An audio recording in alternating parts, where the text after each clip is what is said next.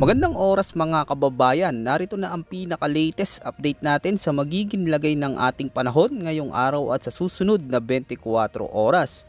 Mga kababayan, matapos manalasa ni Super Typhoon Nando ay nakapasok na rin at naging bagyo na nga ang binabantayan nating bagong sama ng panahon sa Timog Silangan. Ito yung bagyo na kasunod agad ni Nando.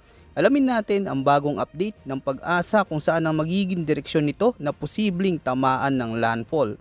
Ayon sa pinakabagong datos, nakapasok na ngayon sa Philippine Area of Responsibility ang bagong tropical depression na tatawagin natin si Opong. Ito yung bagyo na kasunod agad ni Nando. Ayon sa datos, nabataan ito sa layong 1,045 kilometers ng hilagang silangan ng Mindanao. Taglay nito ang lakas ng hangin na 65 kilometers per hour at may pagbugso na may lakas hanggang 80 kilometers per hour. Kumikilos ito patimog kanluran sa bilis na 10 kilometers per hour. Samantala, patuloy pa rin nating minomonitor ang sentro ng mata ni Super Typhoon Nando na ngayon ay may layo na 520 kilometers kanluran ng Basco, Batanes. Taglay ni Nando ang maximum sustained winds na umaabot sa 185 kilometers per hour malapit sa gitna at may pagbugso ng hangin na may lakas na umaabot sa 230 kilometers per hour. Kumikilos ito pakanluran sa bilis na 20 kilometers per hour. Ang malalakas na hangin hanggang typhoon force winds nito ay umaabot hanggang 820 kilometers mula sa sentro nito. Dahil dito nakatas pa rin ang signal number 2 sa mga lugar sa western portion ng Babuyan Island, hilagang kanluran ng mainland Cagayan, hilagang bahagi ng Apayao at Ilocos Norte. Inaasahan dito ang gale force winds na may lakas na 65 hanggang 90 kilometers per hour at posibleng magdulot ito ng minor hanggang moderate na banta sa buhay at ari-arian.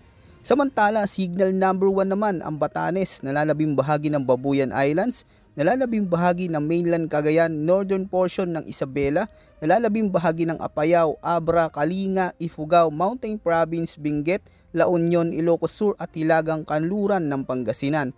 Sa mga lugar na ito ay inaasahan ang strong winds na nasa 40 hanggang 60 kilometers per hour at may minimal hanggang minor na banta sa buhay at ari-arian. Narito naman ang weather forecast condition ngayong araw sa La Union, Pangasinan, Zambales, Bataan, Tarlac, Pampanga at Occidental Mindoro. Asahan ang paminsan-minsang pag-ulan dulot ng habagat. Posibleng magdulot ito ng biglaang pagbaha at pagguho ng lupa sa mga lugar na madalas bahain. Sa buong Metro Manila at natitirang bahagi ng Luzon, magiging maulap ang kalangitan na may kasamang kalat-kalat na pag-ulan at pagkulog at pagkidlat dahil sa habagat. Mag-ingat sa banta ng flash floods at landslides kapag lumakas ang buhos ng ulan.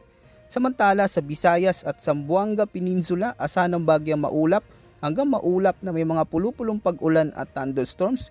May panganib pa rin ito ng biglaang pagbaha at pagguho ng lupa sa oras na tumama ang malalakas na thunderstorms. At sa natitirang bahagi ng Mindanao, magiging bagyang maulap na may mga biglaang pag-ulan, pagkulog at pagkidlat dulot naman ng localized thunderstorms. Huwag baliwalain ang posibilidad ng flash floods at landslides tuwing may lalakas na buhos ng ulan. Narito naman ang update para sa heavy rainfall outlook na inilabas ng Pag-asa ngayong araw. Asahan na malalakas na buhos ng ulan na abot sa 100 hanggang 200 mm ang posibleng bumagsak sa Zambales at Bataan.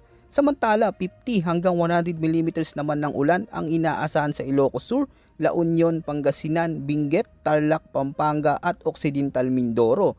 Bukas araw ng Wednesday, September 25, patuloy ang pag-ulan sa Occidental Mindoro at Eastern Samar na maaaring umabot sa 50 hanggang 100 mm. Pagsapit naman ng September 26, mas titindi pa ang buhos ng ulan na may 100 hanggang 200 mm ang mararanasan sa Catanduanes, Albay, Sorsogon, Northern Samar at Eastern Samar. Habang 50 hanggang 100 mm naman ang inaasahan sa mga lugar ng Laguna, Batangas, Quezon, Occidental Mindoro, Oriental Mindoro, Marinduque, Romblon, Camarines Norte, Camarines Sur, Masbate, Aklan, Capiz, Cebu, Bohol, Biliran, Leyte, Southern Leyte at Dinagat Islands. Paalala sa ating mga kababayan, mas mataas pa ang posibleng dami ng ulan sa mga bulubunduking lugar.